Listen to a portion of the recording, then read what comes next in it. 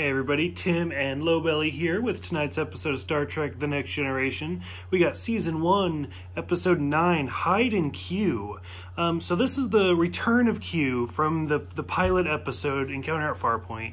And this is also the first time where we start getting Q in the titles for most of his episodes. Not all of them, but most of them.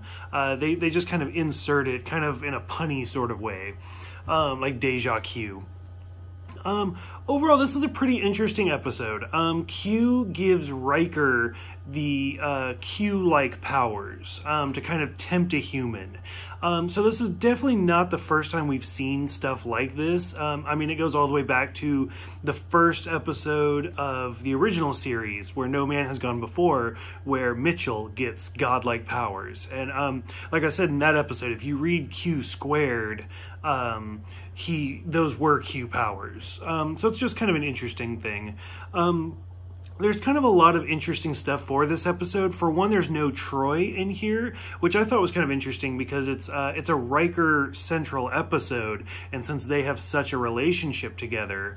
Now, supposedly, the actress who played Troy was going to be in it, and then she had some personal stuff, and then other people say that she was written out of the script because they were considering just cutting her altogether. Just like Tasha Yar, they were considering cutting her because there were just too many people. This is all just kind of rumors and speculation, and people have different things to say over the years. Overall, it doesn't really matter. So when they're on the planet, they're against an unknown species, and it's supposed to be kind of like a war type setting. I always thought those aliens kind of look like Tellarites, but it could just be me. This is the first time that we see Geordi without his visor or his contacts. In the first episode, he pulled off the visor, but he had the gray eyes, and this is the first time where his eyes are cured, just temporarily. This is also the first time where Q refers to Klingon, to Worf, as a micro brain. He says it again to him a few other times.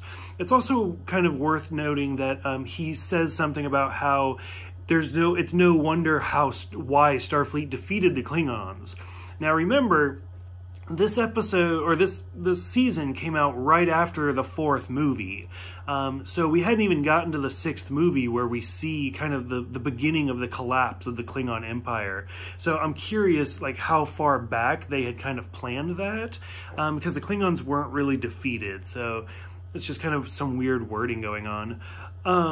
It's also Q in this one, when he gives Riker his powers, they haven't really established Q and how he uses his powers. Because for most of us, when we think of Q, we think of and the snap and it's done. Whereas in this, Riker just kind of lifts his hand up, which is kind of funny because that's in the Q in Voyager. That's what he does.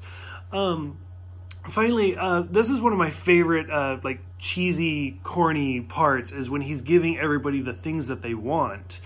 He ages Wesley, and I've said it for years. I really wish that they would go back and re-record that and actually have Will Wheaton, like, green screen over the actor that they chose, because somehow Wesley grows like over a foot and becomes just this huge beefy guy, and then you look at Will Wheaton where he is at now and you're like, damn, they missed the mark for that.